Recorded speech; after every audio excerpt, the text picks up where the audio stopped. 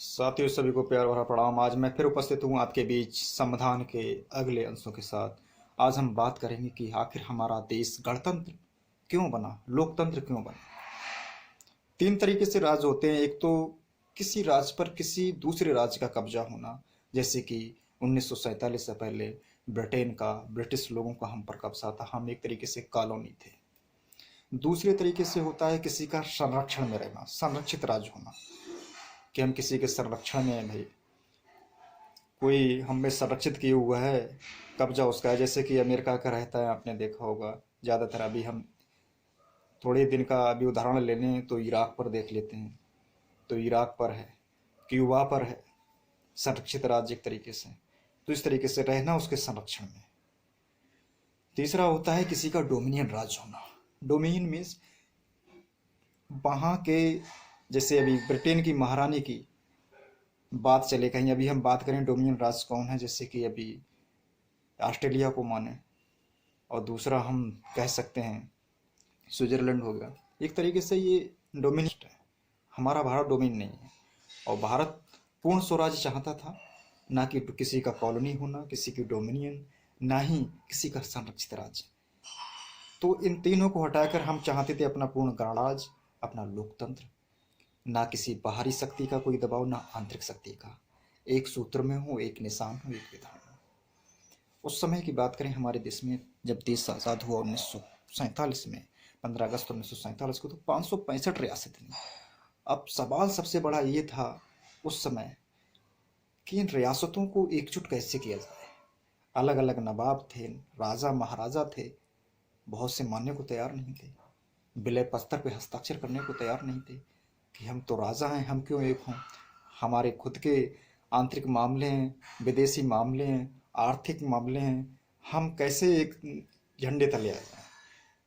लेकिन कोई नहीं, आगे बात होती है बड़े बुद्धिशील लोगों में देश के, और ये कमान सौंपी जाती है हमारे देश के पहले गृह मंत्री सरदार वल्लभ भाई पटेल के हाथों में। जब उनके हाथों में कमान सौंपी जाती है, सबके यहाँ विलय पत्र भेजा जाता है। कुछ राजा प्यार से मान जाते हैं, कुछ नहीं मानते, जैसे कि जूनागढ़ या हैदराबाद या फिर जम्मू कश्मीर। इन रियासतों को लाना आसान नहीं था, लेकिन इनको भी लाया गया उस समय। और धीरे धीरे और भी जो रियासतें थी, जो और गोवा पे जैसे कब्जा था पुर्तगालियों का, उनको भी मिलाया गया, उन्हें को भी पूर्ण राज्य का दर्जा दिया गया। इस तरीके से 565 रियासतों को एक किया गया और एक झंडे और एक निशान के नीचे लाया गया, एक संविधान के नीचे लाया गया, एक संविधान बनाया गया और उन संविधान के तहत उनको चलाया गया। सारे अधिनियम भारत सरकार के द्वारा चले।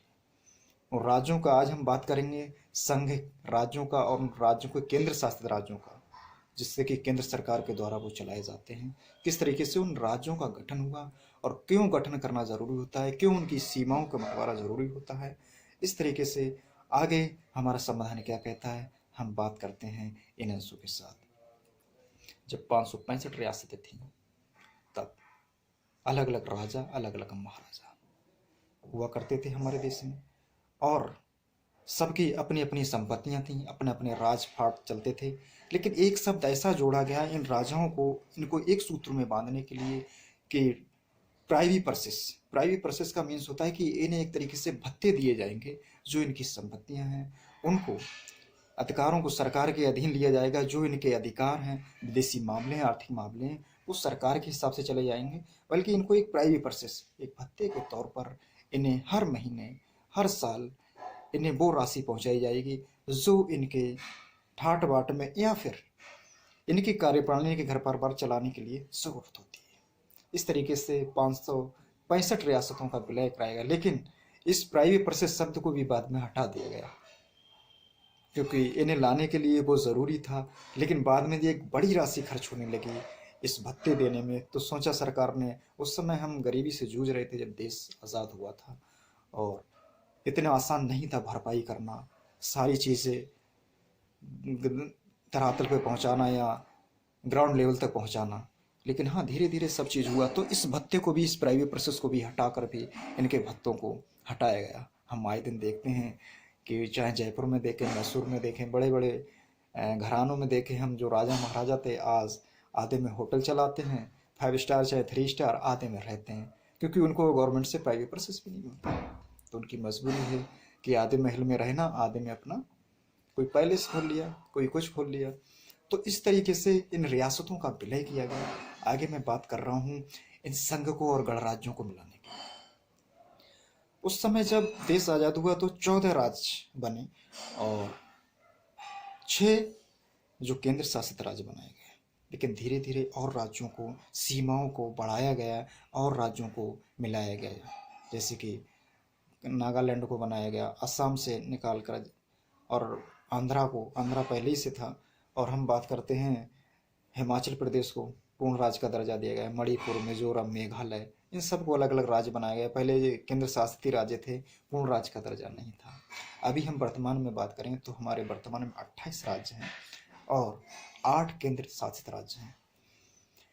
क्योंकि जम्मू कश्मीर को थोड़े दिन पहले ही राज्य घोषित किया गया, जो कि एक पहले पूर्ण राज्य का दर्जा प्राप्त था।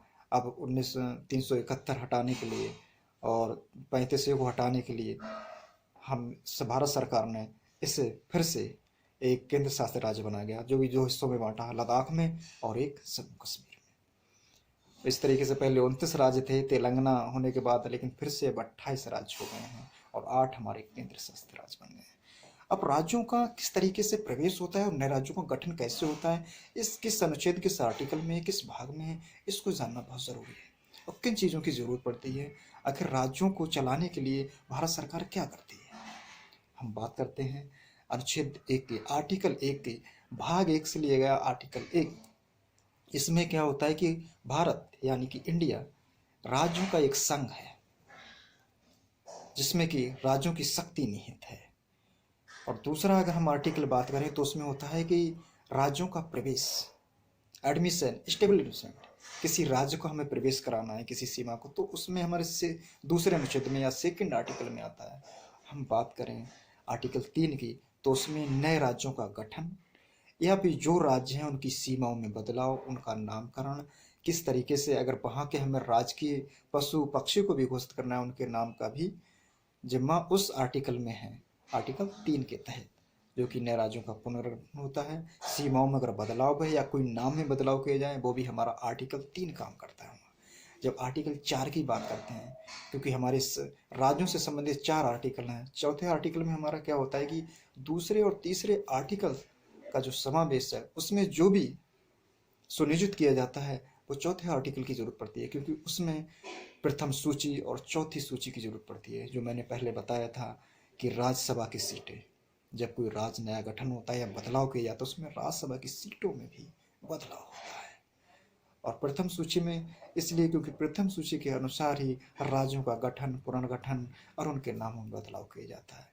इस तरीके से हमारे राज्यों की जो प्रणालियाँ हैं, कार्य प्रणाली, केंद्र सरकार और राज्य सरकार दोनों से मिलकर चलती हैं। और केंद्र शासित कुछ राज्य हमारे संरचना से केंद्र सरकार के द्वारा चलाए जाते हैं, उन्हें केंद्र शासित राज्य कहते हैं। चाहे केंद्र शासित राज्य हो या राज्य हो, जब कोई गठन पुनर्गठन होता है तो इन आर्टिकल, इन अनुच्छेदों की बहुत ज़रूरत पड़ती है। आज हम संघ की बात कर पाए, कैसे हमारा गणराज्य बना, क्या हमारा लोकतंत्र है, क्योंकि लोकतंत्र का अर्थ है कि जनता के द्वारा चुना गया प्रतिनिधि जनता के लिए ही काम करे और वो जनता का ही हो और जनता के ही बीच का हो और हमारे भारत का ही नागरिक हो, जो भी जनता के हित में बात कर सके, जनता की अच्छाई की बात कर सके, अपनी ज़मीनी स्तर से जुड़ा हो। हम बात कर पाए राज्य के संघों की और एक गणराज्य की, अपने लोकतंत्र की। हम आज आपसे विदाई लेते हैं। जय हिंद, जय भारत, जय संविधान, जय हिंदुस्तान।